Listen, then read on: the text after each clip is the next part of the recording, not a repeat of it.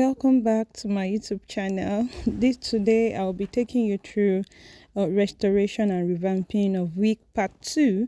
I posted a video on how to revamp from beginning by washing and applying the conditioner and the hair treatment. But today I'll be taking you on the part 2 on restoring a open closure or a torn closure, and also straighten out the hair, because I remember mentioning in my previous video that straightening is not just putting your straightener on hair, but it takes some techniques.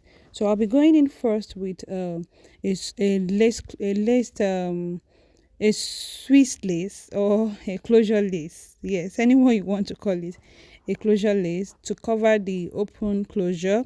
Then you will need a fishing line. Yes, this is I think this is the tiniest one. You can check ask where they are selling beading equipment or beading materials, the smallest side of the fishing line, and you need a beading needle.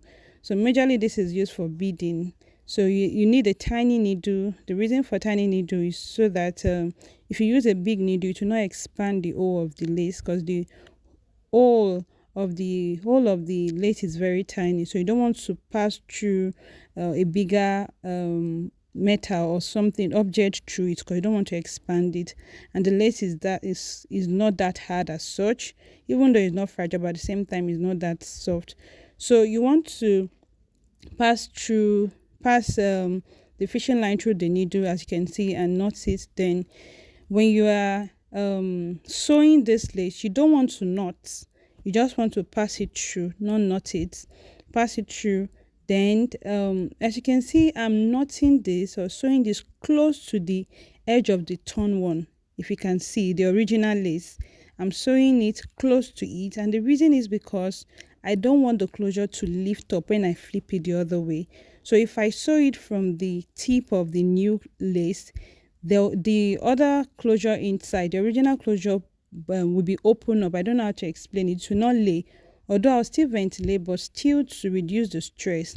So instead of cutting off the fishing line, I decided to pass it back, so to have an extra secure hold, and also to because when you have different cuts, it's wrong to even have a cut at the front of the closure. It's not appropriate, and you don't want to knot it there, because the fishing line is hard by itself. It can prick your head, it can be kind of uncomfortable. And also, you don't want to pull the fishing line too much, because you are not knotting the fishing line. It can pull or squeeze the net, so you want to just pull a little, not over pull. You don't want it to get squeezed. So I'm going to do the same thing I did for this other side, for the other side here, for the right side. As you can see, I'm also sewing close. You don't want to sew on the part created for the closure, so just by the side, the edge, but a little bit close to it. Then I'll do the same thing, go back, knot it, and cut the fishing line. Make sure you get the size I'm using here is 0.2 meter or mm, 0.2 mm. So I don't know if that is the smallest. If that is not the smallest, you can get the smallest size, and the fishing and the beading needle. Then you knot this as much as you can. I knot it 3 times, because fishing line can unravel. Yeah, so you want to knot it well, then cut it off, and also do the same thing. I did the same thing with the beginning of the knot, so that it will not unravel, because I only knotted that once. So when you are done with that, we are going to flip over the wig. Flip it over. So you will see when you flip it over, it is wide. Can you see? It is wide. The closure is more open when you sew it. So what we are going to do now is we have to ventilate that open part. You create the part very well, make it visible, so that you will not go beyond the line. Neither will you will not ventilate directly on the line. So you want to create that part very well to be visible, so that you'll be able to know or tell where your ventilation will end. And as you can see, I have my hair wax, stick wax with me. I use that to make the hair slip, so that it will be easy for me to ventilate. I will not have air interfering with the other air I'm trying to ventilate. So I cut out the tiny part that is still glued together, or that is still holding together of the closure, so that I will have a proper ventilation and a proper result. So you want to make sure the closure is well laid. You want to make sure it's well combed out so that you not have interference. Also, you will need bundle that is close to what you're doing. If you don't have, I would suggest you go to the back of your wig, cut out little and sew the other part out in back, then cut out the weft and use it to ventilate your closure. That's another alternative because the back or the middle will not be obvious. Then, as you can see here, when you're going to ventilate, you want to make sure you are picking the original closure together with your new closure. Can you see what I'm doing? So I'm ventilating the old and the new closure together so that there won't be lifting and there won't be demarcation. It will blend in very well. So you want to ventilate the old one and the new closure together, then cover up the excesses, cover up the remaining closure to give it a clean look as if it was the original closure that came with the air. So I'll fast forward this part for you to see. I guess this ventilating needle, you can get it in any store. I don't know outside Nigeria, but you can get it. There are other ventilating needles that are bigger. It's metal. You can change the head. I've used that before, but it's quite heavy, and I still have it though. But I think I would recommend this for a beginner or just for those who are into revamping because it's very light and it's very fast, and it also comes in different sizes. It comes in 2 of 3, 4 of 3 or 4 and the likes. So that's it for the closure. So after ventilating, this is the outcome.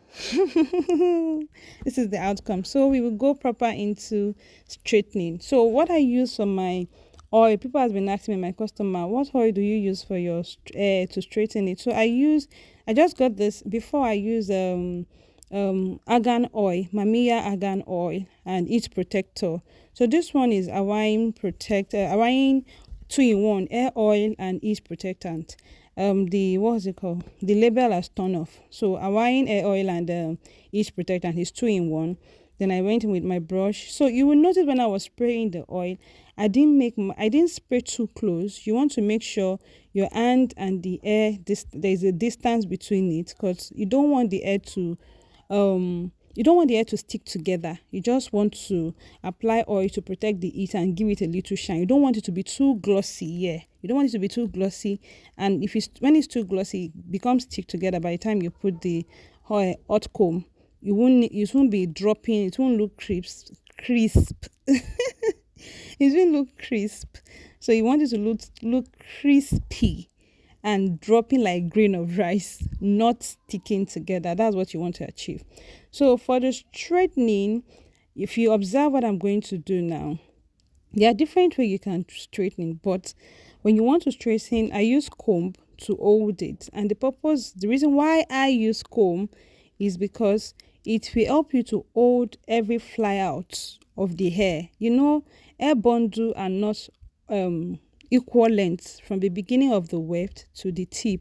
What I mean is that each strand of the hair, everything is not equal. There are some that are short, there are some that are longer, there are some that are from the beginning of the hair to the end. That's where double drawn, single drawn, and super double drawn comes in. So double drawn is you have let's say 40% or 30% of short hair and 70% of or 60% of longer hair, while super double drawn is expected to be 100% longer, but some super double drawn still have let's say they still have 20 short and 80 long. So for this straightening, you will see you want to put your hot comb or your straightener on the hair and you will press it down. You are going to apply force, then pull it. You are pulling the hair to help it stretch. Not that you are just putting the straightener on it and you are dragging the straightener. No, there are some folded strand, which is why I also went in with the comb. And I'm going to do this once. You want to do it at a slow pace. When you do it at a slow pace, you use your comb and you drag the hair. You don't need to over repeat the process. You don't need to put your straightener over and over and over. No, you can see the pace at which I was going. You want to do it slowly, and the comb will help you to comb out any knotted or bent or what will I call it now?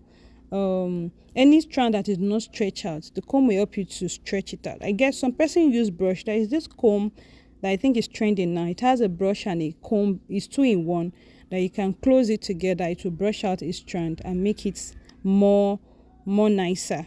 So that is another tip for you on the how to stretch your hair. And if you also observe in stretching, I tend to take little out of the one I dropped before. If you notice, when I'm stretching the new one, I will take little out of the previous one that I've stretched. And the reason is, when you are straightening, some of the side, the hair on the side fall off. I don't know if you understand the grammar I'm saying. The hair on one of the side of the hair fall off. So when you are straightening the new one, you want to take little of the side of the other one, so that the part that didn't get to be stretched out well will also be stretched. So for the closure, I usually use my tongue or my straightener, depending on how full the hair is. I have hot comb, but mostly my hot comb don't work as such, so I use my tongue or my coiler. If you have seen my previous video, you will see that I use more of my coiler to press down the closure, but in this instance I don't need it. So, and also I don't go in with too much stick wax.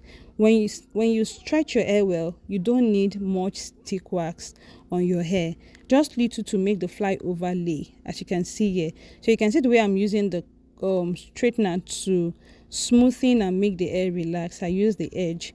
So just little of the stick wax. You don't want too much, because if you make it too much, it's going to make the hair to stick together, just as the name depicts, and it will be too oily. So that is the tip on how I stretch my hair. One, you want to make sure you pull the hair, not too much. However, you need to do a test. Be sure that the hair you are working with is not hair blend. That is not there is not a lot of synthetic mixed with human hair, because if you try the method I told you, it's going to get the hair burnt. So you can do a strand test by the neckline to see if the quality of the hair, to see if the hair is okay before you do that. You don't want to finish hair and be paying the money you did not owe. Thank you.